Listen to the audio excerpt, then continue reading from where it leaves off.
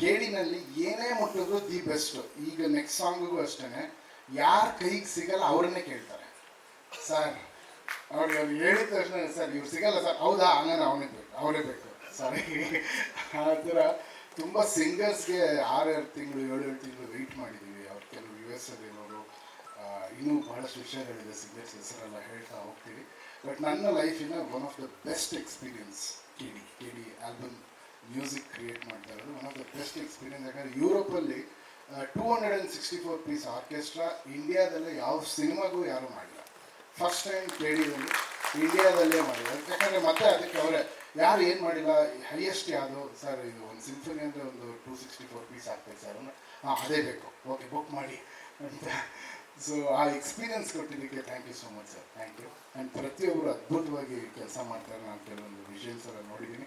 Anand audio Shyam sir, thank you so much. ಅವರು ಕೂಡ ಈ ಆಲ್ಬಮ್ ಅಂದರೆ ತುಂಬ ಪರ್ಸ್ನಲ್ ಇಂಟ್ರೆಸ್ಟ್.